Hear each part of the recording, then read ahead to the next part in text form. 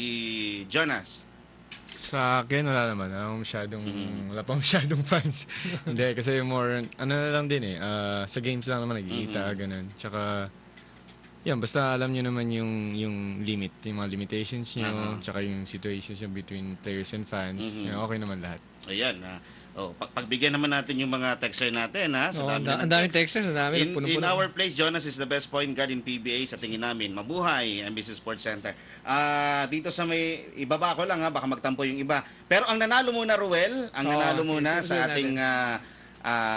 sa Antipolo to, ha? Pupunta sila. Antipolo, ha? Itong si Albert, parang nanalo nito dati, ha? Nanalo ay mula sa Taguig City. Tama ang kanyang sagot. Napakabilis mag-text, ha? Tama nga ba? Ito ang itong una. FEU ang sagot niya. FEU ang sagot. Okay. Albert Santelices nagtagig ka. Kasi suki natin ito. Inuna niya yung sagot kasi di ba yung sabi kay una yung sagot muna. FEU nga po. Yan ang tamang yan ang tamang sagot, ha. Kontakin mo Albert si Ruel Vidal, ha, para sa yung tickets diyan sa Antipolo Inares Center. Antipolo. Okay. Sa Miyerkules. Ruel, mabilis lang. Sino yung top 2 team ngayon sa PBA? Tanong dito. San Miguel at saka Alaska Aces. Na-seeded na sila sa semifinals. Maglalaban ngayon sa quarterfinals. Maglalaban ng Talk and Text at saka Barangay Ginebra. Ang manalo doon, kakalabanin ng Alaska Aces semifinals.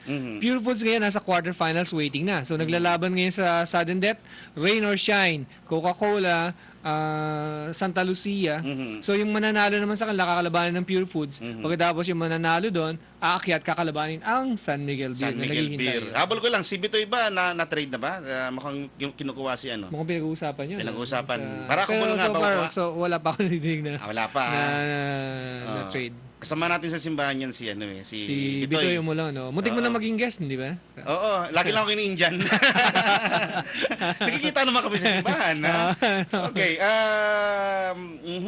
sana di sa lang mapapakinggan yung mga laro sa PBA. Wala na kasi nagko-cover sa PBA games, saka update sa mga teams. Nabanggit na ni Ruel, ha? Jerry na Sultan Kudarat. Update sa mga trades. May mga trades pa ba ngayon? Pwede pa bang trades ngayon, Ruel? Kaya walang trades na nangyayari so far. Yan. Go San Miguel. Idol ko talaga lahat ng beermen from the city of Golden Friendship. Ba? Talaga, Cagayan de Oro City. Don Ontiveros, you are the best offensive and defensive player of all time. James ang Isabela. Si Arwin Jonas at Don sigurado magcha-champion kayo. Mga referee pwedeng tumalo sa SMB. Kayo naman, ha? May mga ganun. Wala na ganun. Kamusta po sa mga players ng SMB and I pray that you win this conference.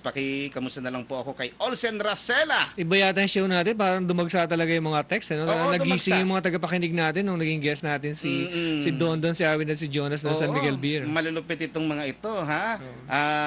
Okay, at least nasagot naman na halos lahat. Baka meron kayong mga gustong batiin, Arwin, Jonas, and Don. Nasa inyong pagkakataon. Kay Jonas. Binabati ko yung mga taga Bulacan kasi talagang very supportive yung mga taga Bukawi. Tsaka sa mga taga Barangay Bunlo, pati na rin yung family ko. My mom and dad, tsaka yung kapatid ko, birthday ngayon Happy birthday kay JR. JR. Uy, happy birthday, ha? Si Don. Mga SMB fans, mga followers ko sa Twitter, snacks. Mga friends ko sa Facebook. Pero yun, mga yung family ko sa Cebu. Adik Facebook yun Adik ba? Mga SMB fans, salamat sa support nyo. Hopefully, magkita-kita tayo sa semifinals and eventually sa finals. At si Botchoy, yung Jimmy Santos ng San Miguel namin. Ayan. Wala na, yun lang. At sagot ni Arwin, pwede tayo. Hanggang sa Saudi tayo, dahil international tayo. Hanggang Saudi tayo. Hanggang Saudi. First, magpapasalamat muna ako sa sumusuporta sa San Miguel. Siyempre, din sa mga kamag-anak ko sa Bandacan, sa Pampanga, Nueva Ecija, tsaka sa Pasig, saka siyempre sa mga tita ko sa Citation, ayun, sa Saudi, sila Ate Eileen, sila Kuya Benji, saka sila ate, kuya, mama, pati asawa ko si Yvette. Yan lang. Ayan. Thank you. Nasagot na yung tanong, ha? Nasagot na. Okay. Batiin ko lang yung kaibigan natin sa Wellington, New Zealand, si Miko Santos, sumusubaybay sa atin, dzrh.tripod.com. Ruel, ikaw naman. Babatiin ko siyempre yung darling ko kasama ko ngayon, si Cynthia, nakalimutan pumasok dito sa loob dahil Nakalimutan? dahil magpi-picture taking tayo dapat dito sa mga kasama natin dito. Siyempre mga kababayan ko taga Antipolo Rizal at si Mayor Nino Leble, kaibigan natin. Mayor, hindi po ako kakandidato. Ayan. Tatakbo lang si Ruel pero hindi ka kandidato, ha?